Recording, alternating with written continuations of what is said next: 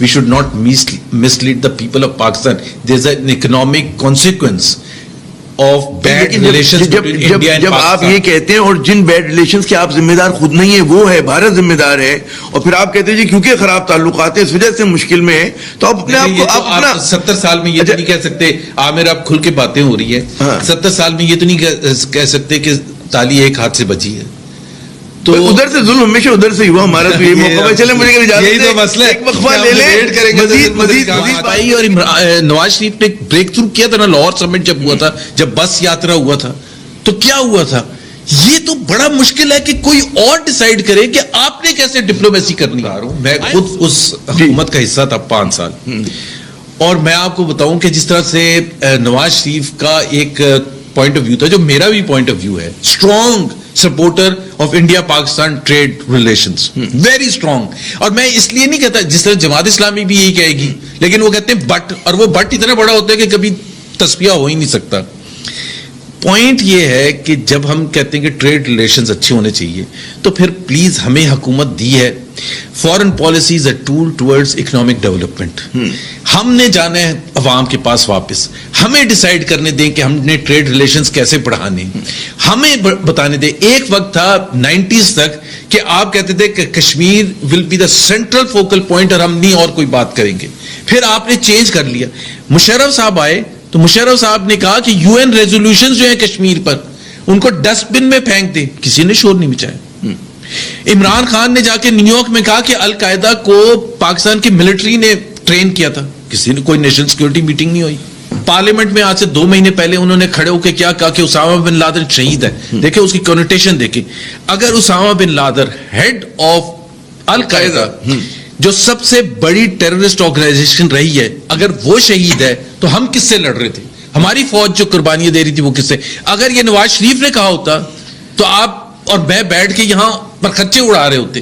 جی کیسے کہہ دیا ہمارے پاکستان کے 70-80 ہزار بندہ مر گیا تو ہم کس سے لڑ رہے تھے؟ عمران خان ایک نیشنل سیکورٹی کمیٹی کی میٹنگ ہوئی, کوئی بہتر جانتے ہیں مجھ سے, مطلب جو آپ کا تجربہ ہے کہ سیاست اور سفارتکاری جو ہے صرف نیک خواہشات پہ نہیں ہوتی, آپ جو ہے مخالف کو بھی ریڈ کرتے ہیں کہ اگر آپ کی بہت اچھی خواہشات ہے کہ ہم ہونا چاہیے, لیکن جو اگر بھارت کے ہیجمنسٹک ڈیزائنز ہیں اور وہاں پہ ایسا شخص جو ہے برسر اقتدار آ گیا کہ جس سے آپ بھلائی کی توقع جو ثابت بھی ہوا, وہ عمران خان نے بھی غلطی کی, عمران نے بھی غلطی کی نا.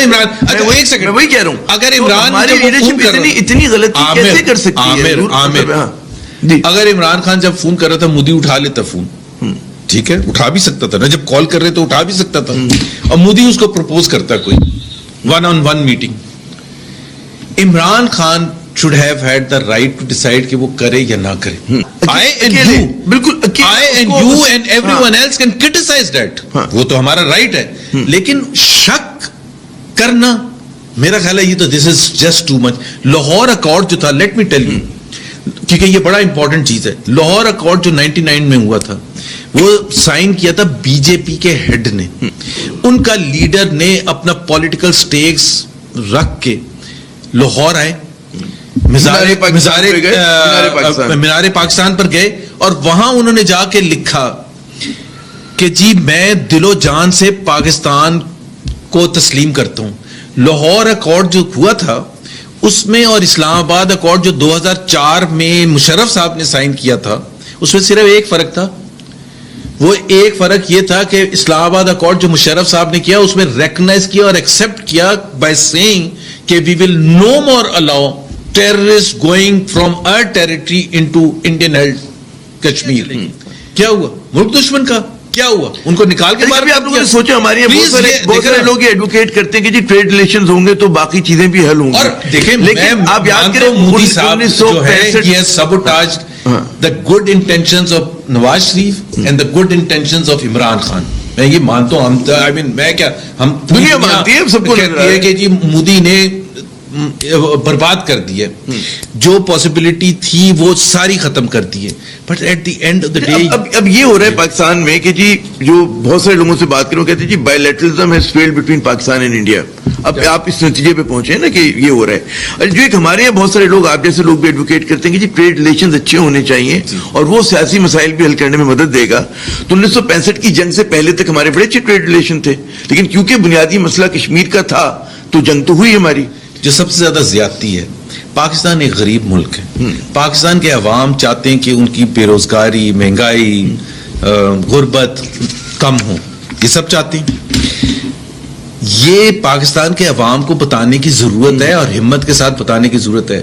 Modi is not a person جس کے ساتھ ہم ڈیل کر سکتے ہیں. اس وجہ سے ہمارا ٹریڈ نہیں ہو سکتا, لیکن اس کی ایک اکنامک کانسیکوینس ہے ہمارے ان 22 کروڑ عوام کے لیے, ان غریبوں کے لیے. یہ تو بتانے کی ضرورت ہے یا نہیں ہے؟ یہ نہیں ہو سکتا کہ آپ بڑے مزے سے یہ کہیں کہ ہم نہیں کریں گے, اور عامر ضیاء اور محمد زبیر تو زبردست شاہانہ زندگی گزاریں, لیکن جو بیچارے جو 20 کروڑ غریب لوگ ہیں ان کو ساری سزا دینی پڑے. جو سکھر میں اور دادو میں جو بیٹھا ہے, جس کو 70 سال سے 2 وقت کی روٹی نہیں ملی ہے, جس کا ایک ریزن یہ ہم کہتے رہے